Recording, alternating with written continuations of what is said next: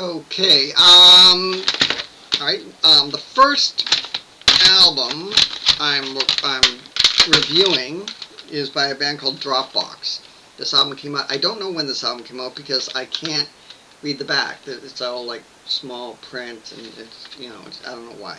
The cover is annoying. Just like a flower with a naked girl that's see-through and she's wearing like a little skirt to cover her vajayjay. I don't know. It's just Dropbox listened to Alice in Chains way too much because the guitar player sounds like he's like obsessed with Jerry Cantrell. Um, every guitar line sounds like bad Alice in Chains. The singer sounds like not. He doesn't sound as good as Lane Staley, but he just that's really they fucking Dropbox. And it's self-titled, which means hopefully there's more to come. They're from Universal Records, and that's it. There's nothing good about them. They're very boring, and they sound exactly like. They don't sound as good as Alice in Chains, so they don't sound like Alice in Chains. They just sound like they're trying to sound like Alice in Chains. So, 1 star. 1 star. The next band is Brit Black. I don't know if that means they're British, and they're certainly not black. So I don't know what the point of the name is. They're not a dark sounding band. They're not hard or anything like that, though the name would kind of make you think it. And the fact that nobody smiles in the back because it's not cool to smile. The one when I had a mohawk. I had a mohawk like fucking 15 years ago. This came out in 2006, and I feel bad for all the guys that invested to this album because this album ain't gonna make jack. Ain't gonna make it. The album is called Blackout, and they do a cover of She Sells Sanctuary by The Cult, which really is, it's a really uninspired, boring cover.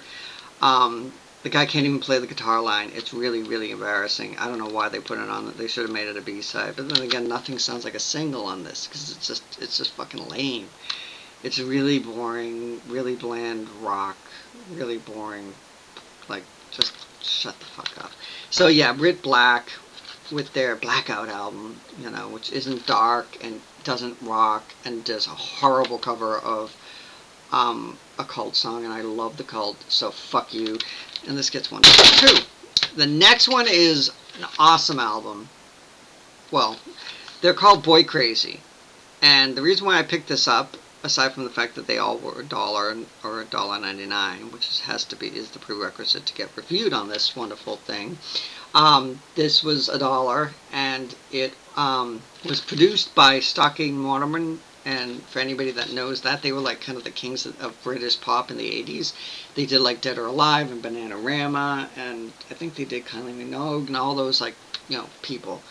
And this is awesome. It's awesome. It's so cheesy. Really bad 80s pop. Like really cheesy. Like love is in every title.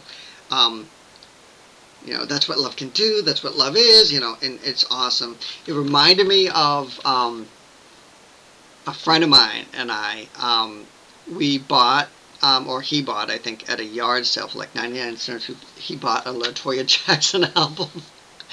And we got lost in the Cape, and we were driving, and we were drunk. We went to a bar, and we got drunk, and shut up. Oh my God, my phone's ringing. We were looking for, we were trying to find the cottage we were staying at, but we got drunk.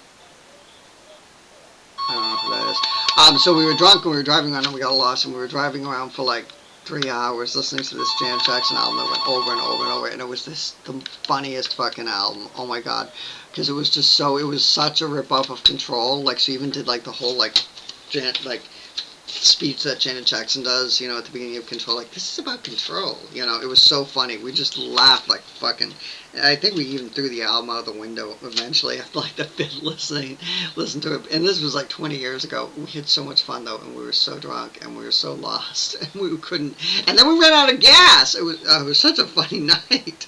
Anyway, but I digress, or whatever. This is Boy Crazy.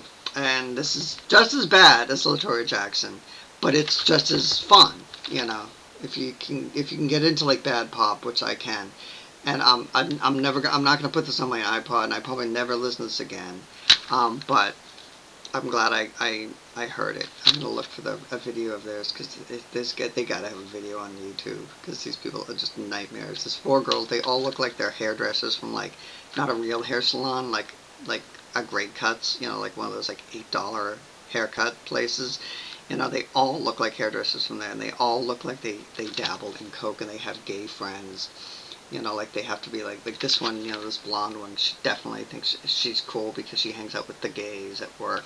Like, you know, like, oh, oh my God, that's so funny. You know, she's one of those girls. Oh my God, yeah. Oh God, they're such hairdressers. All right, so anyway, I'm gonna say 2 stars. And the only reason it gets one extra star over the other ones is because I'm a retard. So.